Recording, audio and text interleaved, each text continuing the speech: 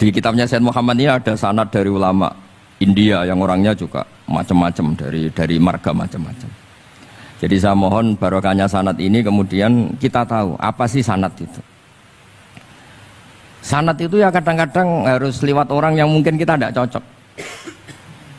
Dulu itu ada sahabat tanya, kalau mencium istrinya pas Ramadan itu sah apa enggak? Kebetulan ditanya itu Maimunah. Enggak tanya Saudah karena sangat yakin enggak itu, kalau Saudah itu enggak. Itu Maimunah jawabnya, kalau kita enggak ngalamin, coba tanya Aisyah yang potensi ngalamin dicium pas Ramadan. Sebetulnya istri yang Nabi itu sama Aisyah itu ya agak gimana namanya, Doro itu ya rival. Akhirnya tanya, ya Aisyah, gimana hukumnya lelaki mencium istrinya pas Ramadan? Ya dijawab sama Aisyah, qabbalani Rasulullah wa huwa shaim. Yang lainnya nggak bisa jawab, nggak ngalami. Jadi sanad tuh kadang ya cocok nggak cocok ya memang itu fakta. Cara mandi junub, kayak apa pinternya sahabat cowok kalau mandi junub ya nggak tahu. Akhirnya tanya sama Sayyidah Aisyah, sama Sayyidah Maimunah. Apapun dekatnya istri Rasulullah, kalau perang ya nggak tahu. Wong itu lelaki. Begitu juga afdolus sahabat kayak Abu Bakar, kadang harus mendapatkan hadis dari orang-orang yang nyun sewu agak deso. Bahkan kadang maulah kayak Sauban, kayak Robi'ah bin Ka'ab. Orang-orang biasa sekali. Khodim dulu. Tapi ini kan barokahnya khodim itu tahu keseharian Rasulullah SAW di dalam. Misalnya Anas, apa kenangan kamu dengan Rasulullah? Kenangan saya itu saya khodam tu Rasulullah SAW asyra sinin. 10 tahun saya itu tidak pernah melakukan sesuatu, ditanya Nabi 5 sonakta. Walalise entaraktu 5 tarokta. Sehingga kalau saya pas baik itu ya gak berani tanya anak dalam saya, ngapain kamu? Ben sawangane pinter anut sunah Rasulullah SAW. Akhirnya can dalam kula nggih saenake beb gemrung ora tahu ditakoki. Jadi hal-hal seperti ini itu keseharian yang harus kita suka.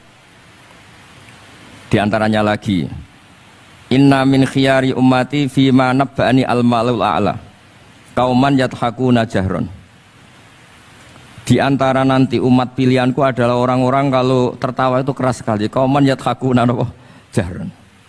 Itu dulu juga, padahal ada riwayat kasratu dhahki tumitul qalba, banyak tertawa itu bisa mematikan hati. Tapi ini juga dilawan, kalau banyak cemberut bisa frustasi. Nah, sehingga di ilmu ini ceritakan nanti di tasnya Habib Jintan. Semoga nasinya bener, saya tamu pasti dihormati. Nggak penting bener ndak itu nggak penting, yang penting tamu itu dihormati.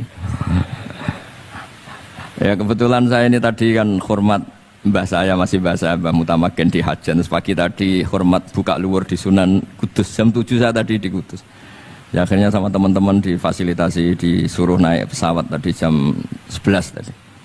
Tapi saya tidak capek karena memang saya senang cerita sanad. Tapi yang lucu-lucu saja, nanti yang serius jangan saya, yang lucu-lucu saja. Biar lucu sampean tuh tidak ngawur, tapi ada sanadnya. Ada seorang mufassir yang bilang ketika nafsiri wa annahu wa adhaka wa abka. Allah itu zat yang memberi kamu tertawa. Mbok kamu ingin susah, tidak akan tertawa. Tapi kalau Allah menghendaki ya tertawa aja. Ada orang miskin frustasi, maunya gak tertawa. Tahu-tahu jalan-jalan ngerti badut, ya akhirnya tertawa. Ya karena adhaka itu fi'lullah. Kalau Allah menghendaki mau apa? Karena adhaka itu fi'lullah. Gak bisa. Orang yang baru seneng kayak apa, gak ingin nangis. Tapi kalau Allah menghendaki wa abka, dinangiskan ya tetap menangis. Wa anna wa adhaka wa abka. Karena kita ini semua adalah objek oleh kudrahnya Allah Subhanahu wa ta'ala. Saya itu sebenarnya paling gak ingin ngaji bareng Habib tuh. Selain kalah nasab ya kalah ganteng. Ya tapi ditakdir mau apa? Mau apa?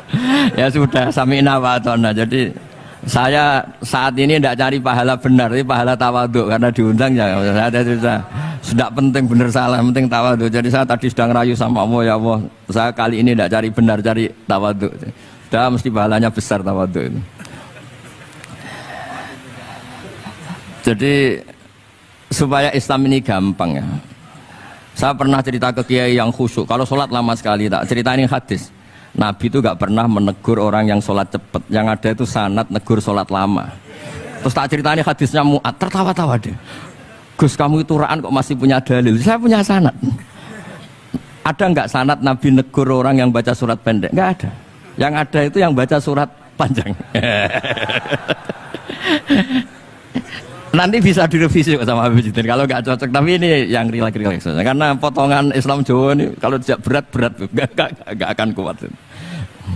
Jadi ya sudah. Inna minkum munafirin katanya Nabi. Sholat yang terlalu lama itu munafir kata Nabi. Afattanun anta ya Mu'ad. Kamu bikin umat ini nggak nyaman karena kalau kamu jadi imam itu lama sekali. Ini alhamdulillah betul. Hadis ini harus kita hafal betul.